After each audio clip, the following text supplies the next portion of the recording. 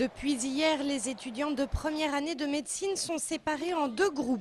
D'un côté, les nouveaux arrivants, de l'autre, les redoublants. Le doyen de la faculté a pris cette décision pour sanctionner un chahut, sorte de bizutage organisé par les anciens et qui a eu lieu mardi dernier.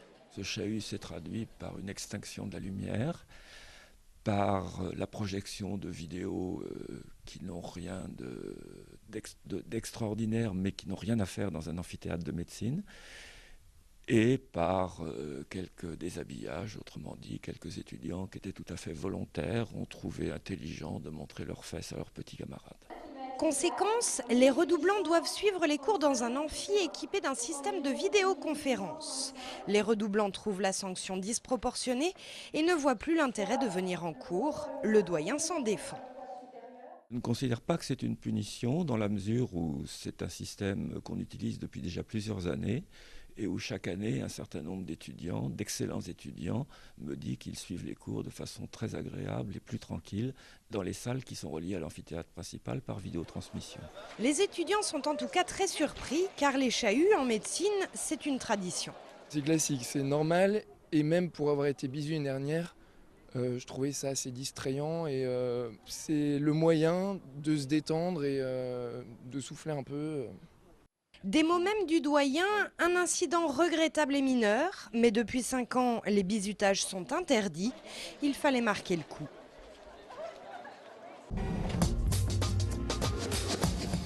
Gros incendie aujourd'hui dans le quartier des Justices à Angers, route de la Pyramide. Le feu a pris dans les combles d'un immeuble appartenant au bailleur social Le Toit Angevin. Un feu important qui a nécessité de gros moyens de secours. Des moyens adaptés à la situation. Nous avons sur place 2 groupes incendies, qui représentent 2 grandes échelles, 4 fourgons d'incendie et une chaîne de commandement, afin de pouvoir circonscrire le sinistre dans les plus brefs délais. Pas de blessés, mais les habitants de la quinzaine de logements du bâtiment ont dû être évacués. C'est l'un d'entre eux qui a prévenu les secours. Il était en train de déménager. On verra bien pour ce soir. Déménagement en tout cas est compromis. Vos affaires, vous étiez à l'étage, tout en haut? Oui, au niveau du grenier, puisque ce matin j'avais fait le déménagement, donc j'avais transféré d'un grenier à un autre. Mais là, actuellement, vu comment c'est, je pense que tout est mort. On verra bien. Maintenant que le feu est circonscrit, l'urgence c'est que tout se passe bien pour les habitants. On a mis une salle à disposition 3 mois pour le reste de la journée pour qu'ils soient au chaud, qu'ils puissent passer des coups de téléphone s'il y a besoin. A priori, les 3/4 des habitants vont pouvoir regagner leur logement ce soir.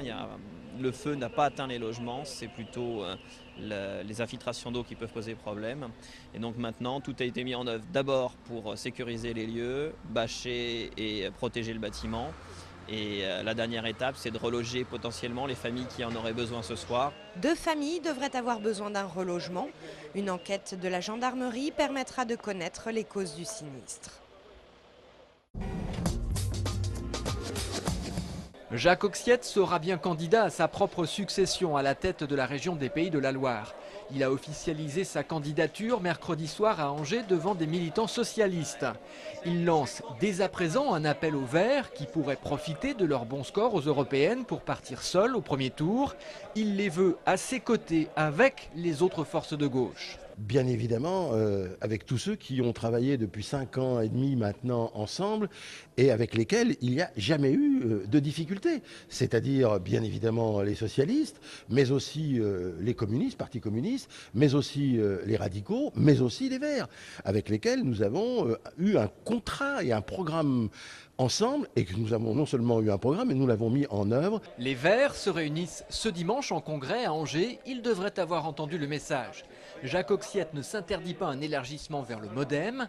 5 ans et demi après avoir ravi la région à la droite, il va pouvoir justifier d'un bilan et proposer un projet de gauche. L'enjeu pour l'ensemble des acteurs, y compris les démocrates, les républicains, les centristes, c'est de savoir s'ils préfèrent M. Sarkozy, M. Fillon et comme porteur de projet Mme Bachelot, c'est actuellement ce qui a été indiqué, ou s'ils préfèrent, à partir de ce qu'on a fait, la gauche rassemblée et les écologistes. Moi, c'est le choix que je leur demande de faire. Jean-Claude Antonini, le maire d'Angers et 2e vice-président de la région, a lui fait un choix. Il ne repartira pas sur la liste régionale, il se consacre à Angers. À droite, le nom de la tête de liste est encore en suspens. Face à la règle du non-cumul des mandats, la ministre de la Santé, Roselyne Bachelot, pourrait finalement ne pas se présenter. Ce week-end, ce sont les journées du patrimoine en France et en Europe. L'occasion de visiter gratuitement des sites prestigieux, dont une centaine sur l'agglomération angevine. Parmi eux, il y a l'hôtel du département et la préfecture à Angers. Le lieu est l'une des plus anciennes et plus prestigieuses abbayes d'Angers, l'abbaye Saint-Aubin. Cette dernière a été créée au VIe siècle, puis elle a évolué dans son architecture au XIIe et XVIIIe siècle, jusqu'à la Révolution où elle est devenue le siège de la préfecture et du Conseil général. Et pour la première fois ce week-end, le bureau du président du Conseil général, Christophe Béchu, sera ouvert au public. Elle est surtout spectaculaire, à la fois par son traitement de pièces voûtées que vous voyez ici, ces voûtes d'arêtes que l'on voit, puisqu'il n'y a pas de ces grandes croisées d'ogives qu'on voit généralement dans les églises. Ici, c'est une voûte d'arêtes, et elle a surtout un apport décoratif des plus importants par les retombées. Vous voyez ici ce qu'on appelle des culots, ce sont des têtes d'angelots qui sont absolument superbes. Autre pièce qui vaut le coup d'œil, la salle du lavabo. Ce dernier est entièrement composé de marbre noir. Cette pièce se situe juste avant le grand réfectoire dans lequel on vient pour le déjeuner et les dîners.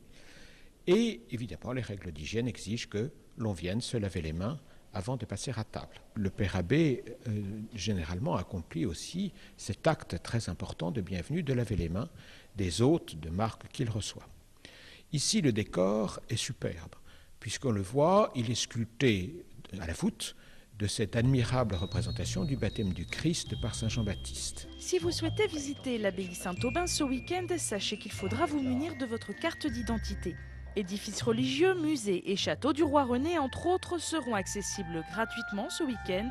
Pour avoir la liste complète des lieux à visiter selon les départements, vous pouvez vous rendre sur le site internet journeedupatrimoine.culture.fr.